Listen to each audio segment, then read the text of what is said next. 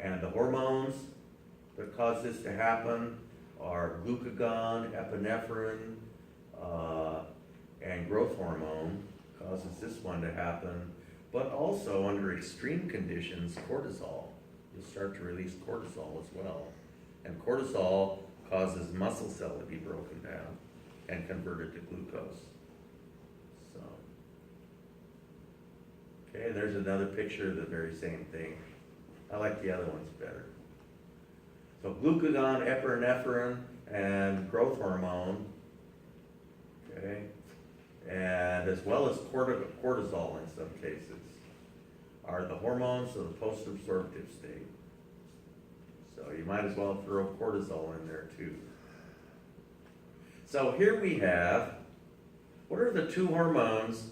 This is the post-absorptive state, and this is a blood vessel. What are the hormones, two hormones that cause glycogen to be broken down into glucose? Anyone tell me? Glucagon and epinephrine. Nice try. And once the glucose gets into the blood, it can't get into the cells because there's no insulin being released.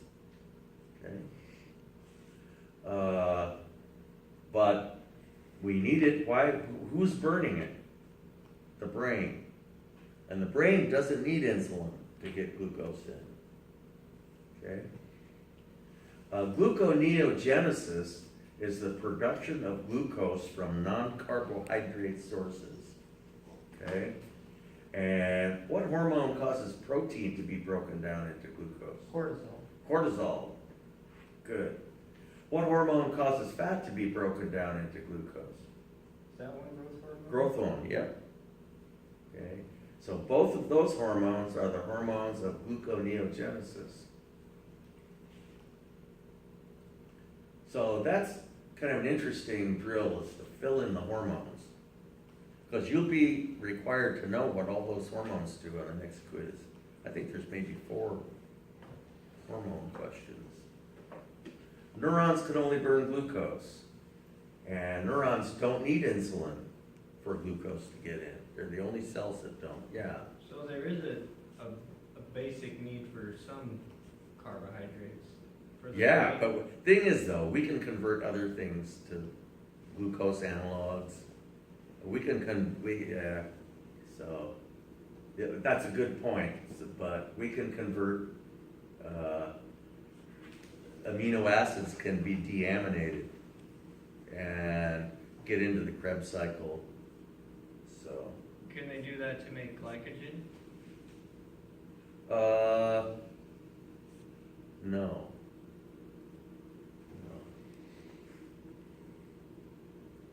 Okay? But that's why we can burn muscle, is because if you pull the nitrogen off an amino acid, it can enter the Krebs cycle at a certain place. Neurons are the only cells which do not require insulin to absorb glucose. Note that protein can fulfill this demand, while fatty acids cannot. Okay, so, if you're going to eat a really strict diet, you should try and keep fat out of it, because you got to somehow get enough carb for your brain. It's tricky business. Is really the best way to diet is to eat about 1,500 calories a day and watch your carbs and eat a lot of protein, because that'll encourage and pump iron. It'll encourage muscle building, and the amino acids can be used by the brain, and sort of eat a lot of protein. But if you just can't eat all protein either. And it's almost impossible to keep all carbohydrate out of your diet, so you really don't have to worry about it. You're going to eat some fruit. And remember that fructose only had a glycemic index of 20, which is almost hard to believe. So, okay, so epinephrine, a hormone of the one of the hormones of the post-absorptive state. Okay, and so when you're eating, you're releasing insulin, you're forming glycogen, fat, and protein. You're in a state of anabolic metabolism. Okay. When you're fasting, glucagon goes up, and you do gluconeogenesis, like we said, and you're breaking down a lot of molecules, and the hormones you're releasing are glucagon, epinephrine, and growth hormone. So these pictures get kind of tiresome after a while. Maybe we'll skip that one. I don't like tables like that very much, but you gotta know the stuff that's on it for the quiz next week. So better look at this. I sort of summarized everything on that table in what it, to me, is a more palatable format. Maybe you like the table better, but you're gonna have to know what those hormones do. So insulin is the hormone of the absorptive state and of anabolic metabolism. What is it that you eat that causes you to release insulin? Carbohydrates. Okay? Don't ever forget the stimulus for insulin release is carbohydrate. It's almost impossible not to. It's just whether you release more or less. You're going to be eating something, beans or some sort of thing. I mean, you know, even if it's not bread, yeah. Is it all carbohydrates or just glucose? Well, all carbohydrates are broken down to glucose. And then that Oh yeah, stimulates the insulin. if you get right down to it, all carbohydrates are converted to glucose, one way or the other. Fructose is converted to glucose in a one-step process. Galactose is converted to glucose in a four-step process. Takes 4 enzymes for that to happen, but we do it. And so all carbohydrates, if we can digest them at all, we reduce them to glucose. So we have a glucose transport protein that transports it into the blood. Fasting, discouraging, but be patient. Starvation is not nice. So if you're real skinny to begin with, you're hurting. Okay, so our last little bit tonight is going to be on body temperature regulation, which definitely is tied to energy metabolism. Okay? And various organisms have different strategies relating to body temperature regulation. Okay? There are those very primitive ones that don't regulate it at all. And they just don't regulate their body temperature. Their body temperature is whatever their environment is. So the only place you find them is in a favorable environment for them. Okay? So, period. This is what we call cold-blooded animals. Reptiles are great examples of cold-blooded animals. They modify their behavior to keep within a certain temperature range.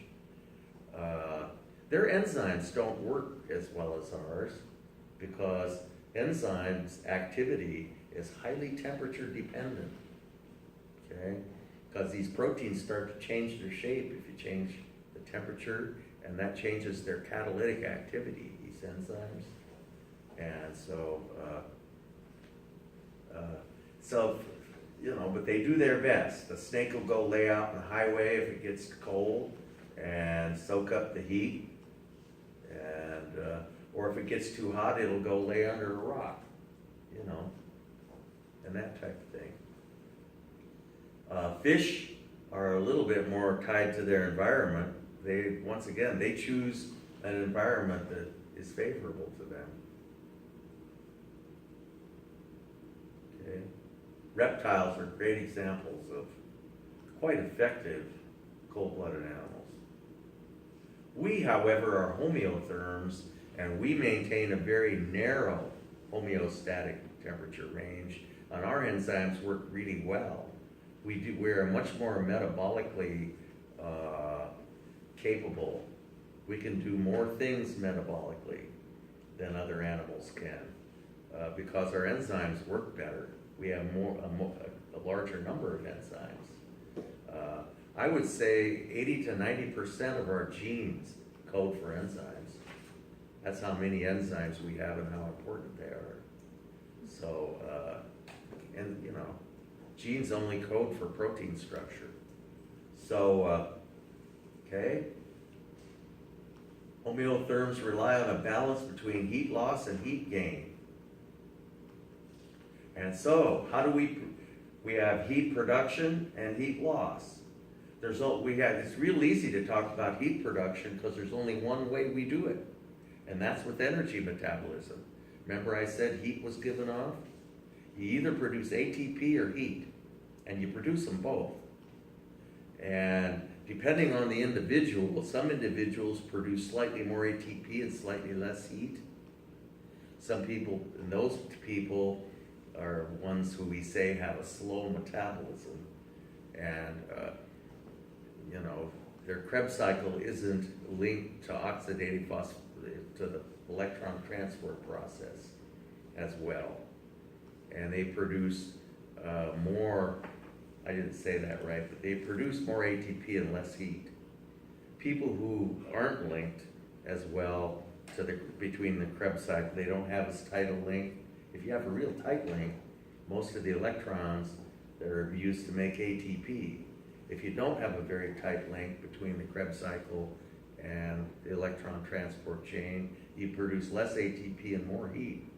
Those people are observed to be thinner, more active, unless they just eat a ton. And they can generally get away with eating more because not so much of it is converted to ATP. ATP is calories, fuel that we must burn, or it'll be converted to fat. Okay? People who have a slow metabolism are observed to be colder more often and tend to be slightly overweight. And thyroxine has a huge, your thyroxine levels has a bearing on how tightly linked your Krebs cycle will be to your they call it oxidative phosphorylation, creation of ATP.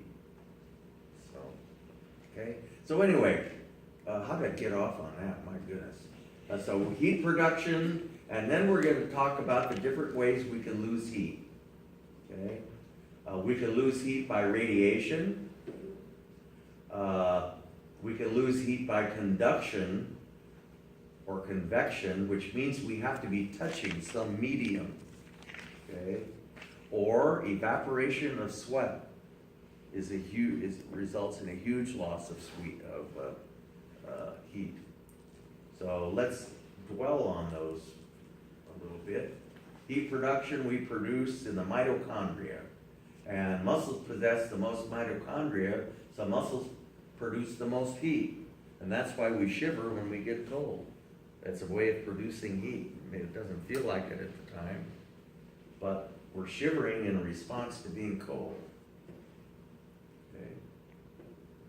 Coupling of oxidative phosphorylation. So,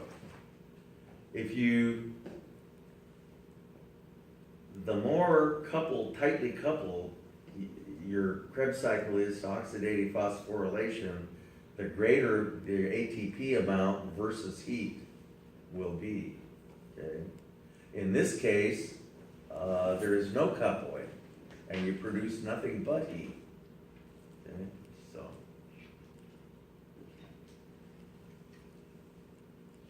normal temperature, well, that's kind of variable as well. But 37 degrees Celsius is a good number for nurses to know. So mechanisms of heat production, simple. Energy metabolism as it occurs in the mitochondria pretty much accounts for all of it. Okay? And so as we burn glucose in the body, little packages of energy are given off. Some of them are large enough to result in the production of ATP. Some of them aren't, and so they just radiate out as heat. Okay. So muscles, the heat producers. So how do we lose heat? Well, radiation. And the way to think of radiation is that it can happen in a vacuum. Okay? We're receiving radiation from the sun. And so we'll talk about that one first. Okay? And when we radiate, the energy that we radiate can be measured with a wavelength and a frequency. It's that kind of radiation. Okay? And it can pass through a vacuum. Okay? And it's got a wavelength. So radiation is controlled by the amount of peripheral vasoconstriction on the surface of your body. So if you're vasoconstricted, blood is not flowing to the surface, and therefore we're not losing nearly as much heat as we would be if blood were flowing to the surface. Okay? So vasoconstriction is a way to prevent heat loss due to radiation. Vasoconstriction. Blood is hot, so you prevent it from flowing to the surface. Okay? So peripheral vasoconstriction prevents blood from flowing to the surface. This inhibits radiation. Vasoconstriction is an active phenomenon. It involves a muscle contraction, doesn't it? Okay? Vasodilation involves a muscle relaxation. So that's not an active phenomenon. So we'll be sending nerve impulses to those arteriolar muscles to cause vasoconstriction. There will be no impulses. There are no nerve impulses that cause relaxation of a muscle, are there? You just cease the impulses. And so electromagnetic radiation measured in frequency or wavelength. Conduction, on the other hand, is totally different. You've got to be touching a medium, like we're touching air right now. That's a medium. It doesn't conduct heat nearly as well as water, but it conducts nonetheless. As we warm the air up around us, it gets warmer, and so one statement of the second law of thermodynamics is that heat always flows from a warmer place to a colder place. And so if you heat the air up around you to the same temperature as you, then heat won't flow from you to the air anymore. However, if the air is moving, you're constantly getting a new supply of cooler air. And so the heat keeps flowing much more readily from you to the surrounding medium. See, that's convection, is when the medium is moving. A convection oven just circulates air through there. And so that you're getting, you're constantly providing more heat. Wind chill factor is all about convection, just convection. Because the faster the wind is blowing, the faster you're getting a new supply of really cold air that you can radiate, that you can kind of warm up. If you had driving through Arizona in the middle of the summer, and the temperature was hotter than your body temperature, and you stuck your arm out the window, you'd actually be getting the opposite of wind chill factor. It would be warming you up. You wouldn't be getting any cooler at all. It would be warming you up rather than cooling you off. See, that's the other extreme, which almost never happens. Can happen though. So convection occurs when the medium is moving. That's what wind chill factor is all about. Water conducts heat much more rapidly. I used to swim laps every day, and they've got to keep the pool pretty warm for people who swim laps, or you'll get hypothermia. They kept our water at 86, and it was just right, because convection will cause, water's much more effective conductor of heat than air. So conduction, there's conduction and there's convection. Okay? Evaporation of sweat. So if you convert liquid water to vapor, water vapor, vapor is higher in energy than a liquid. And so if you're gonna vaporize something, you have to supply the extra energy to convert the liquid to a vapor, because water vapor has much more energy content. It has much more kinetic energy making those molecules move around so fast. So you gotta put it in there. So if you evaporate a gram of sweat, water's very polar and the molecules have a high degree of attraction for each other. It takes 540 calories to vaporize 1 gram of water. These are little calories though, not big calories. But that's still half a big calorie. And so 1 gram of sweat carries half a calorie of heat energy of a dietary calorie, half a kilocalorie of heat with it as it evaporates. Now, if you're in a really high humidity and your sweat isn't evaporating, you just form a film of sweat that serves as an insulator and actually makes you hotter, you know. So the sweat's gotta be evaporating. I've been in Arizona when the humidity was so low that I knew I was sweating like a pig, but I had no liquid on me because it was evaporating as fast as it was running out of my pores. And imagine how fast you're getting dehydrated. You couldn't survive that very long. It was an amazing feeling. I didn't like it particularly. It was about 110 out, it was 0 humidity, and I knew I was really sweating, but yet there was no liquid anywhere.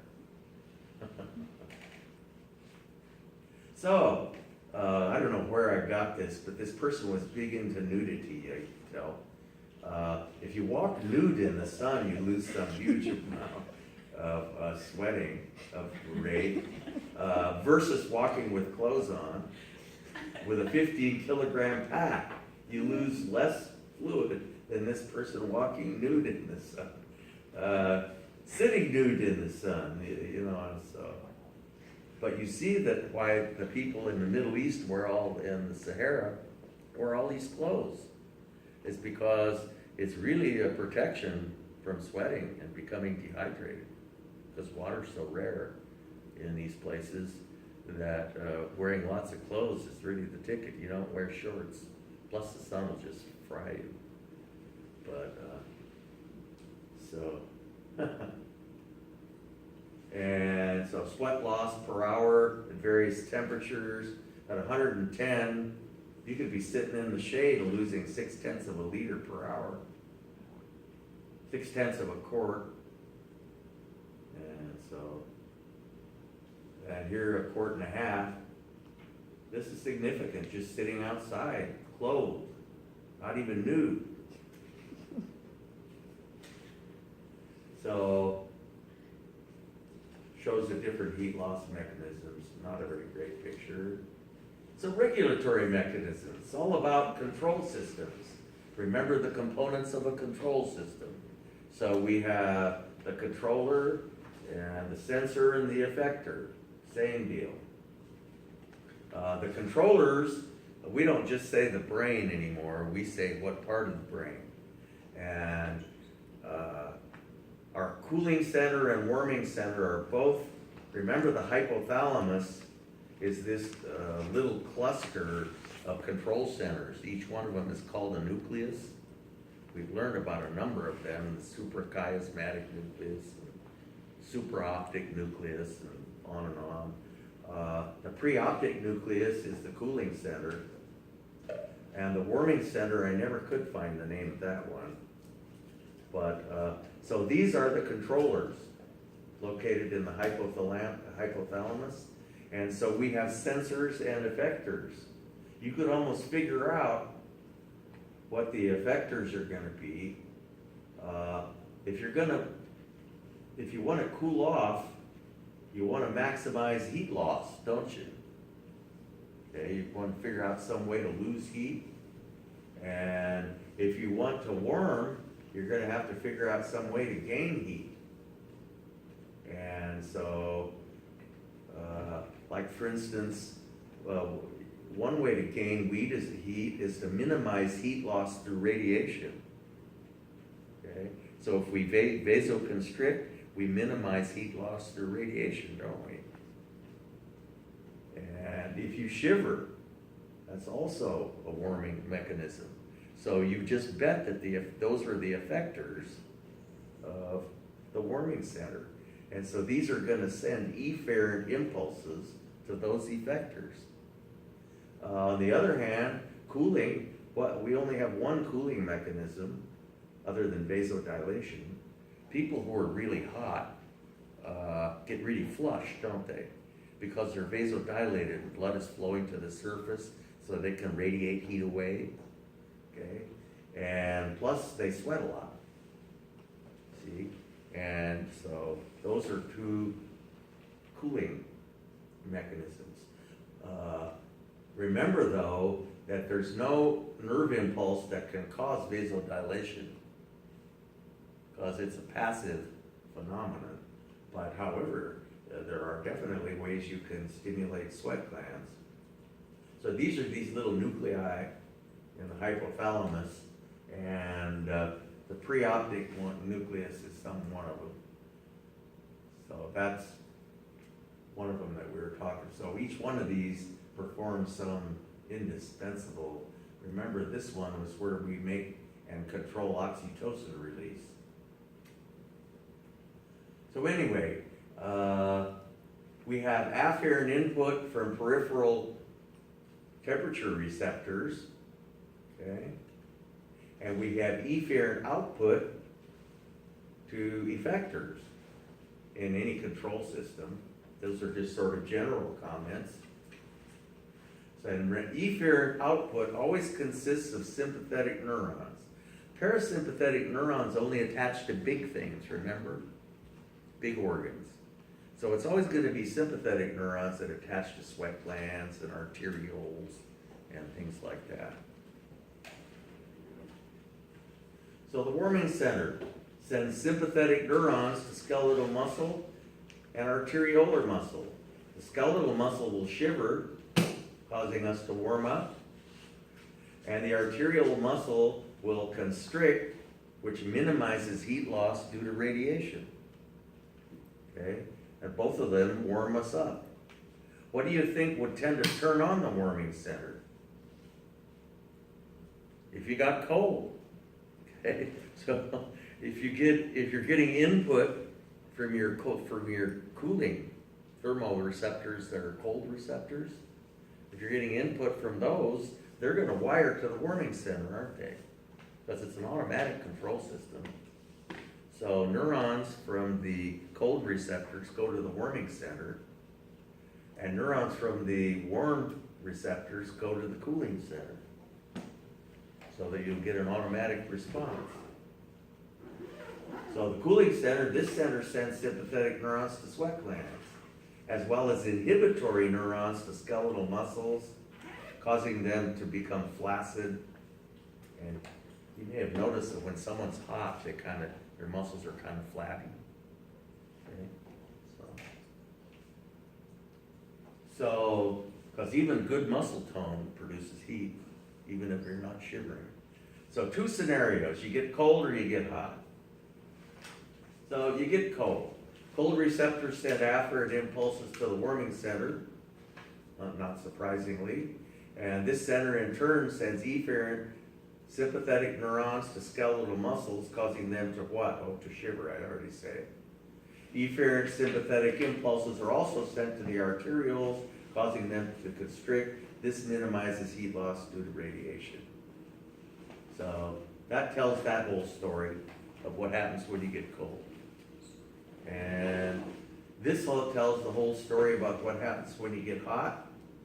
Okay, you sweat. And you inhibit impulses to skeletal muscles, causing them to become flaccid.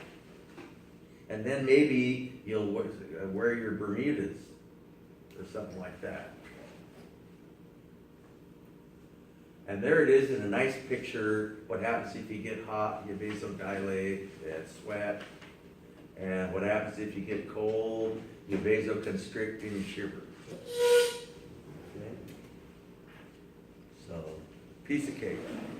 So, we start genetics.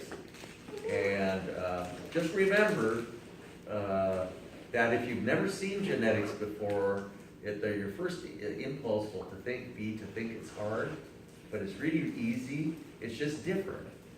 So just relax, and once you get the kind of knack of it, you'll see how easy it is, and it's actually quite fun. Okay, so.